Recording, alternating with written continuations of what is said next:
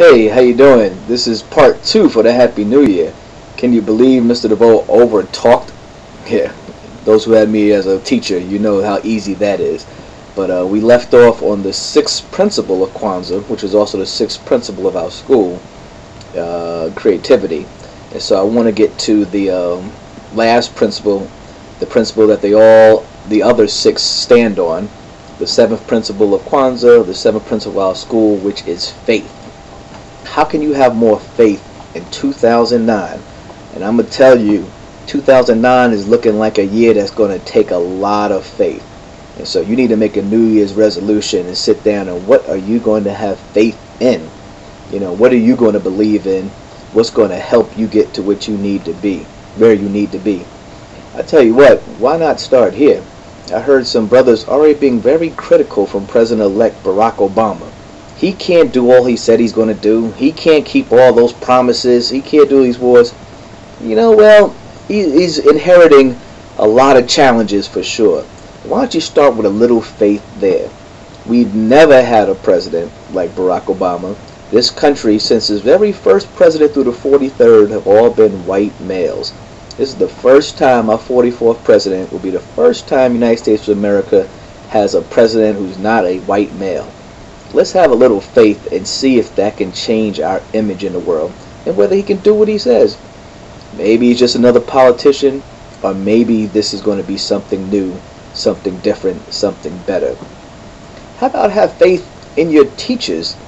You know, I hear students talking about this teacher's out to get me, or this teacher doesn't like me. I hope you really don't think teachers plan in the summer and look over their rosters and like, hey, I don't like this guy. I don't like this Lee Adams fellow. Let's get him. You know, we don't do that. You know, you're not going to get rich teaching. We make a good money, decent salary, but, you know, most people go into teaching, if not all at our school, are in it for the love of young people, love of students, wanting to help these young scholars, help teach the youth so they can become better people. And so when they grow up, they can help make this world a better place. So why don't you have faith in your teachers? You know, there was a time, probably not my generation, probably before me, my parents or grandparents, when they used to say children were seen but not heard.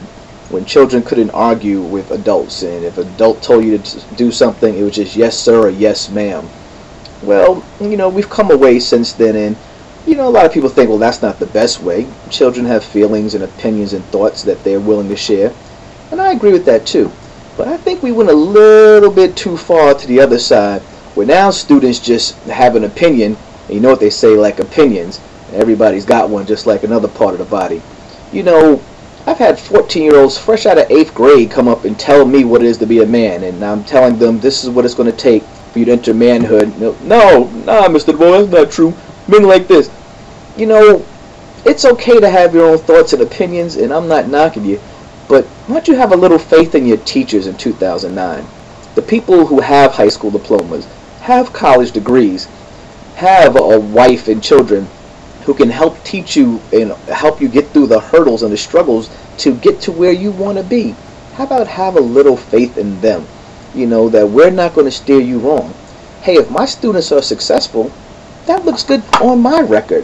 When they say, look at Mr. DeVoe's pass rate, look at Mr. DeVoe's Regents grades, I want you to be successful. So why argue and fight with your teachers as they're trying to tell you what to do so you can be successful?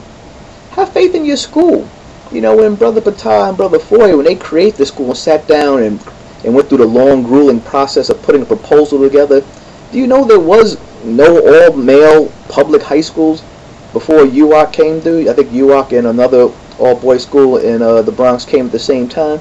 So this was something new. People didn't want it to happen. People said it was segregation again. They didn't want a single-sex public school. Certainly not that targeted young males of color, young black and brown males. But they went through the work, they went through the process to create this school. Have a little faith in the energy that they spent to create this school, that they knew what they were doing. They taught in schools just like I taught in schools before UOC, and we've seen the black and brown males in the back of the class getting suspended, getting put out, you know, not even being acknowledged in the classrooms in so many of the schools around the city in this country.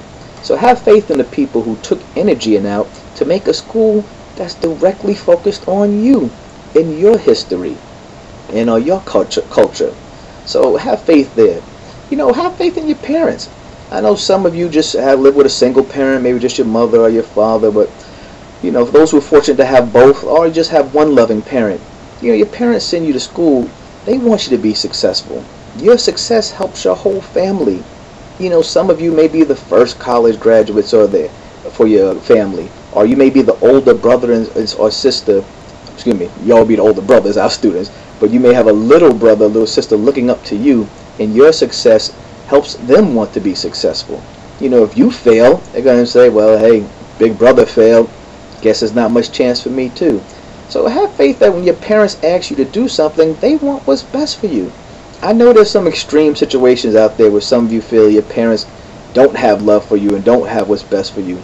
But I must say, I'm very proud that that the vast majority of parents I've seen have really want what's best for their child. They want their child to be successful. And why argue? If your mother didn't want you, she could have got rid of you a long time ago when you were just a little fertilized egg. So your mom kept you, she carried you for 9 months, brought you in this world, raised you up, didn't give you up to someone else to raise. Have a little faith in your parents. And you know what? If you don't trust the school, you don't like the principal, you didn't vote for Barack Obama, you don't like him, and maybe you don't have a good relationship with your mother or father, when it all comes down to it, have faith in yourself. There's an old song, God bless the child who's got his own. When it all comes down to it, have faith in you. Have faith that you can accomplish what you will, that you deserve to be successful, that you deserve to be wealthy, that you have all it takes to be educated, to create businesses, to get a job and career in what you want to do. I hear a lot of kids talking about, they're hustling, or they want to mimic something they seen some entertainer do on a video, or all this. I don't even want to get into that, but you know what the real hustle is, the real fight? Why don't you hustle what it takes to look for some scholarships and grants to pay for your college, working a job, 2 jobs in the summertime, day and night to save money to go to college there. There's a hustle for you. Why don't you hustle and give your teachers your resume so you can get some recommendations and be on them twice a week to get you write those recommendations for you? Why don't you get your hustle on for a college essay? A lot of you guys hustling on the street corner for pennies and scraps, be real. That's not what you want for life. It looks good, it may sound good as a teenager, but you can't pay any real bills like this. Stop wanting to fall for the whole trick that you're going to be Scarface or Al Capone or Frank Lucca or something like that. The reality is, the guys who were selling little dime bags when I was growing up in high school, and I look at them now, man, it's pathetic. I would never trade my life for theirs. Baby mama drama, can't take care of their family, can't pay rent. Come on, that's not what you want for yourself. So get on the real hustle. Have faith in yourself that you are worth more than what you're currently born into. You're more than what you are right now. You're more than what you've been born into right now. So have faith in yourself that you can raise yourself up, and you got all that it takes. Everything you need to be successful is right there inside of you. You just got to find a way to go get it. Legally, it's going to take work. It takes work to do things the right way. You can do things the wrong way, but you know where that ends up. Jail and the cemetery. So that's the last principle for Kwanzaa, last principle of our school. Have a happy new year. Make a resolution to be more unified, have more self-determination, to have more responsibility, to have better cooperative economics, to have, what am I missing? Focus on your purpose, focus on your creativity, and most of all, make a resolution to have more faith.